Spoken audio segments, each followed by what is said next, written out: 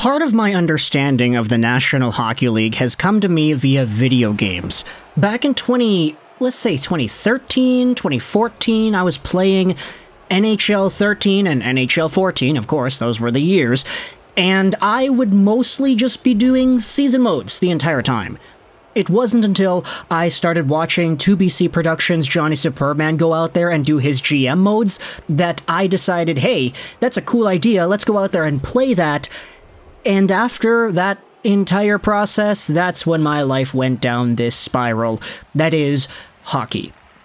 I never really understood anything about GMing or salary cap or trades or prospects or potential until I started playing NHL 14 via GM mode.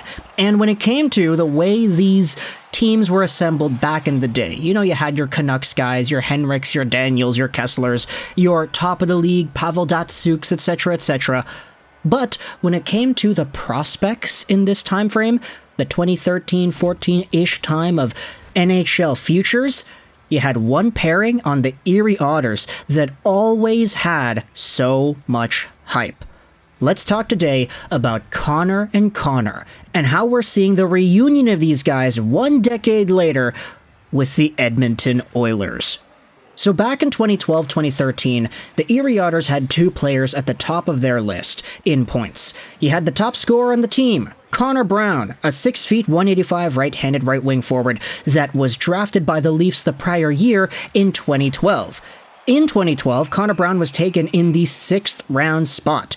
Despite having a pretty alright season, where the guy had 53 points in 68 games, he slipped all the way to 156th overall. The season after, he was the captain of Erie, and he took over the team's lead in points with 69 points in 63 games. The thing is, though, the Otters this season had a rookie, a hotshot young rookie that had a boatload of potential that was second in points too. His name was Connor McDavid. And McDavid was all the rage back in this time frame. He had been granted exceptional status, he was dominating the Greater Toronto Area junior AAA scene, he played in the OHL in his first season and was a point per game, and right away you saw that these 2 guys, Connor and Connor, had a pretty good link. They would play with each other. They were on the same line. As the years went on, you saw Connor Brown and Connor McDavid share the spotlight together. Sometimes they were with Andre Burakovsky, eventually of the Washington Capitals and everywhere else. You also had a few other guys thrown around there on the final spot with the McDavid and Brown line. But essentially, Connor and Connor was a link that we had seen in Erie for a while. And this dominated in the 2013-14 OHL season, again, a year before Connor McDavid was draft eligible. But in Connor Brown's final year as a member of the Erie Otters, the guy put up 128 points in 68 games played, 45 goals, 83 assists. He dominated the league alongside of Connor McDavid and Dane Fox, who eventually signed a contract with the Vancouver Canucks. But Brown, Fox, and McDavid were all torturing the rest of the OHL. Brown and Fox had 100 points, McDavid had 99 in only 56 games too, and you still had 1 extra season's worth of OHL play before McDavid would have been drafted. But either way, McDavid and Brown were still going out there and doing their thing together. They were part of the same line. You saw the chemistry there. Connor McDavid was the playmaker. Connor Brown was the goal scorer, who also had a boatload of assists as well. And now, 10 years later, you're seeing the same thing happen once more. You see, Connor McDavid became Connor McDavid. We all know how good he became. But Connor Brown never took his superstardom status in the OHL and applied it to the NHL. Sure, Brown had a few good seasons, 20 goals, 30 points here and there. He had a 40-point stint with the Ottawa Senators in 2019-20. But of course, we all recognize that Connor Brown was not Connor McDavid. Still, though, he was a serviceable middle six scoring forward that eventually was slowed down by injuries, which led to him playing only 4 games with the Washington Capitals in 22-23.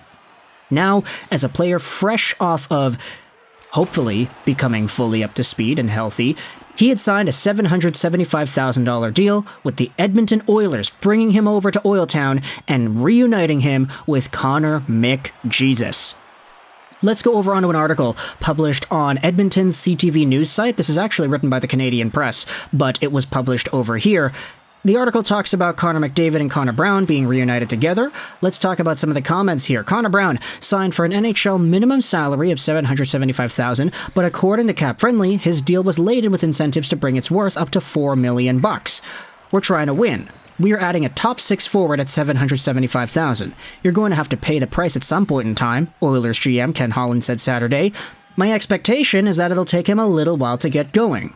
I talked to Connor Brown today. He said he's skating, he's pushing, he's working hard, feels good. He knows he's got another good 2 months before we get to training camp. You can't read the future, but all indications are that everything looks good. This is what Holland says about the link. I talked to Connor McDavid 2 or 3 times since the end of the season about Connor Brown.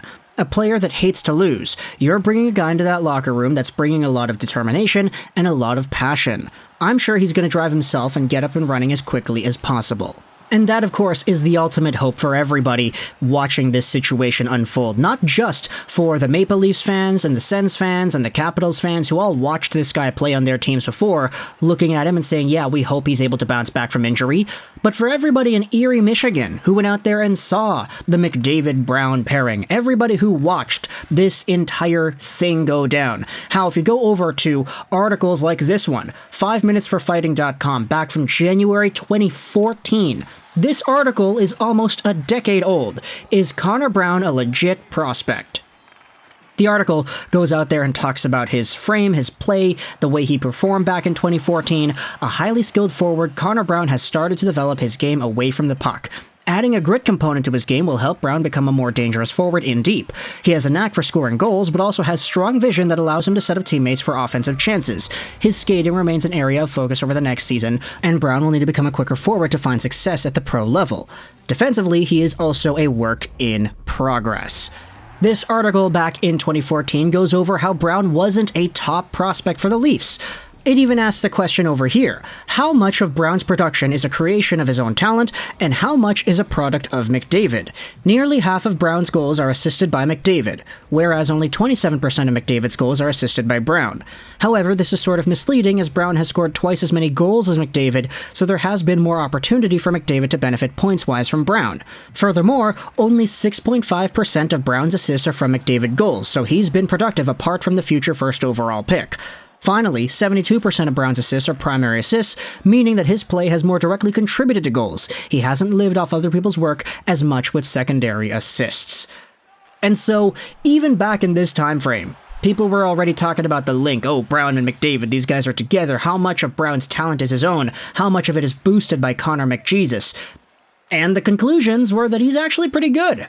So, as we know, everything that went down from this point in 2014, Connor Brown eventually became an NHL player. He was pretty solid for a few years, good middle six guy in the National Hockey League, and then he was struggling very much with injuries. So hopefully, heading into next season with Edmonton, if this Oilers team does not find a way to put Brown and McDavid on the same line and try to reignite that chemistry, I am going to get pissed off, dude. We already saw the same thing happening in Colorado. Nathan MacKinnon got his former line mate back in Jonathan Drouin, and they're supposed to be able to play together. McDavid, same thing with Brown. What's going to happen next? Is Austin Matthews going to get that Swiss League guy that he was playing with in his draft season? Who really knows? Let me know your thoughts in the comment section below. How do you feel about Connor McDavid and Connor Brown's link? The fact that these guys have been together for a while, a decade ago, they were so dominant together, and how we might be able to see some of that magic carry over into the NHL once again.